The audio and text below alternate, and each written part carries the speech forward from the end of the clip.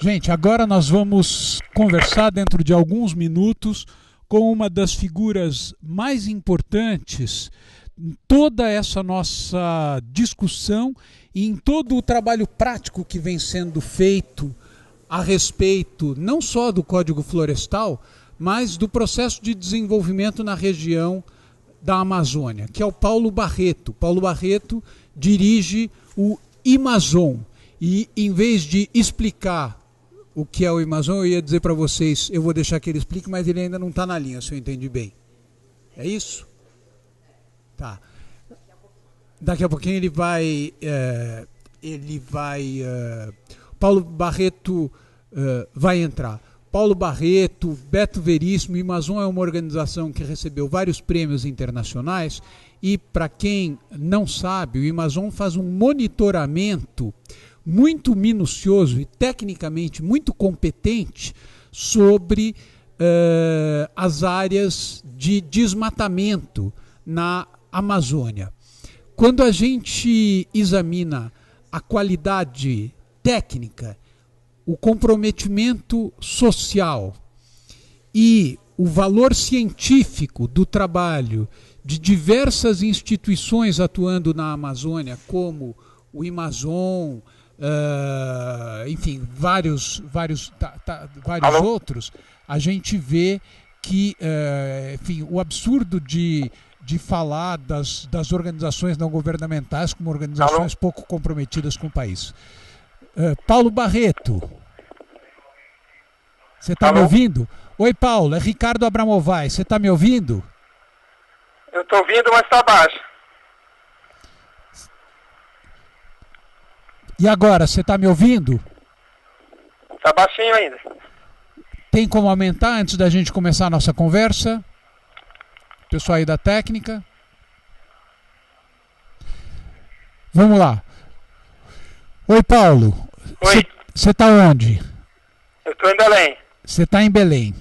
Bom, você sabe que nós estamos aqui em vigília, você tem tweetado a nossa vigília, eu estou seguindo, eu e tanta gente estamos seguindo e é uma satisfação falar contigo e conhecer e dar a conhecer ao pessoal que está nos assistindo o trabalho do Imazon e o trabalho científico que faz o Imazon. Então, a primeira pergunta que eu queria te fazer é a seguinte: todas as forças sociais brasileiras hoje insistem no fato de que não é preciso derrubar mais nenhum pé de árvore para que a agricultura brasileira cresça e continue esse processo pelo qual ela está passando de crescimento. No entanto, o desmatamento na Amazônia persiste e o Brasil está discutindo um código florestal no qual algumas pessoas dizem que a revisão vai acelerar o desmatamento e outras dizem que, ao contrário, é por esta revisão que o desmatamento na Amazônia poderá ser contido. Então eu queria começar a nossa conversa com duas perguntas. A primeira é: por que ainda se desmata na Amazônia se isso não é necessário do ponto de vista da agricultura ou da agropecuária moderna? E a segunda é a tua opinião a respeito, evidentemente, da discussão legislativa que está acontecendo agora. Então, boa noite aí a todos e obrigado pela oportunidade. De fato, é uma grande contradição esse debate de, muita gente dizendo que não precisa desmatar, que já tem terra suficiente para produzir, mas o desmatamento continua aqui na Amazônia. Tem diminuído, mas ainda continua. É importante entender que tem alguns incentivos ainda perversos dentro das políticas nacionais que acabam incentivando isso.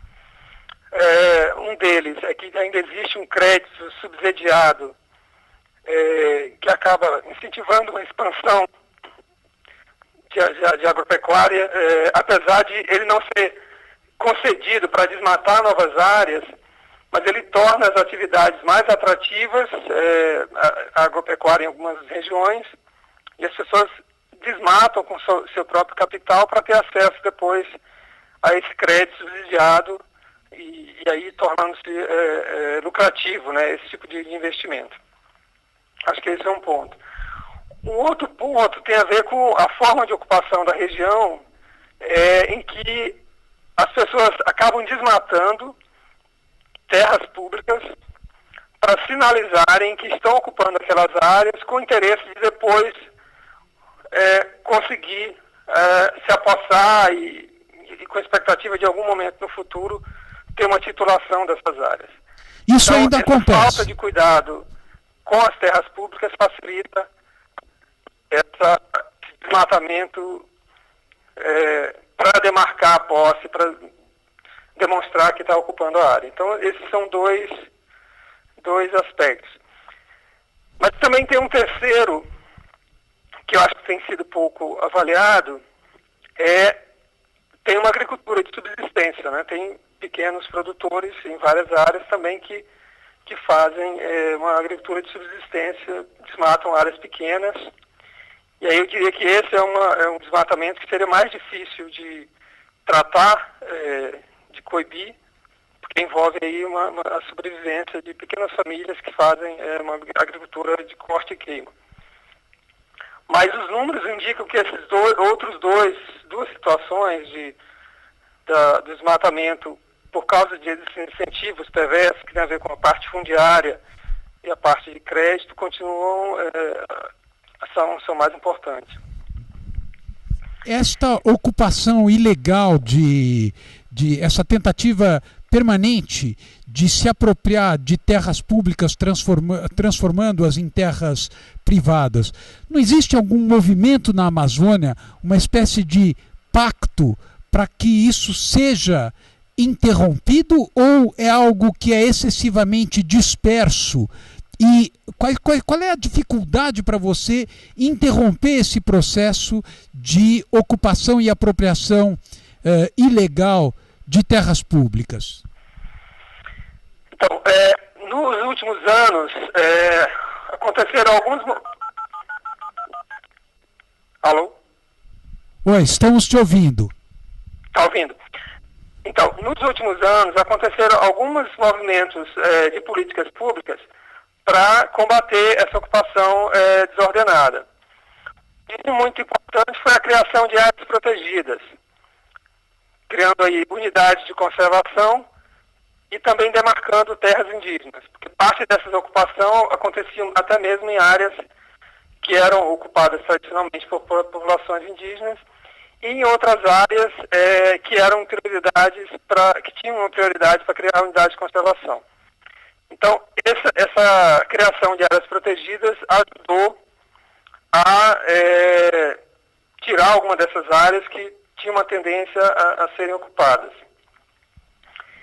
Agora, é interessante observar que esse tipo de criação de áreas protegidas tem criado uma reação também de parte do setor do agronegócio contrária a essas áreas, com ações judiciais e com projetos de lei no Congresso para fazer várias alterações nessas áreas, que envolvem a própria extinção de alguma dessas áreas, uma outra que é reduzir a categoria de proteção. Você pode ter uma área que, por exemplo, é uma floresta nacional e a pessoa quer transformar numa área de proteção ambiental na qual é permitida essa ocupação privada. Então, e outra para reduzir alguma dessas áreas. Então, nessa situação fica claro aí o tipo de resistência a esse ordenamento do território para essas pessoas que querem continuar expandindo e desmatando novas áreas. Mas, apesar dessa resistência, teve um sucesso na criação de várias áreas protegidas. Tem uma outra iniciativa que aí é mais polêmica e pode ter um efeito negativo, dependendo aí da implementação, que é uma lei que foi depois criado um programa para a implementação dele, que é chamado Terra Legal, que é a regularização de quem ocupou terras aqui na região. Um risco é que ele muito essa regularização com áreas que já foram ocupadas até recentemente, e aí tem um risco de você, do governo, regularizar a chamada grilagem, né, que é essas terras, grandes áreas que foram ocupadas, que podem ser subdivididas. Uma pessoa, por exemplo, ocupa 10 mil hectares, e aí subdivide essa área entre familiares. Então, tem um risco, né, desse programa acabar facilitando uma regularização de áreas que de fato não deveriam ser regularizadas. Então aí ainda permanece uma área bastante extensa da região que ainda tem essa situação indefinida com ocupação privada, e ainda existem áreas que são consideradas terras públicas, mas ainda não foram alocadas para um determinado uso, são as chamadas terras devolutas, né? Elas são públicas, mas o governo ainda não definiu um uso, e essas áreas podem ser sujeitas a uma ocupação irregular no futuro. Então essa é uma área que preocupa também. O governo do Pará, nesse momento, está especialmente preocupado em desfazer uma reputação do Estado como um Estado campeão de desmatamento, esse tipo de coisa, e tentando reverter de maneira que, lendo aqui na imprensa, me pareceu bastante consistente essa preocupação. Minha pergunta é a seguinte: de que maneira a discussão atual a respeito do Código Florestal e as modificações introduzidas no projeto de lei que está sendo discutido agora, de que maneira esse projeto de lei, tal como ele está hoje, sendo submetido ao Senado, ele se relaciona com esse esforço aparente, ao menos, do governo do Pará em reverter a situação de degradação dos recursos naturais e desmatamento no estado do Pará?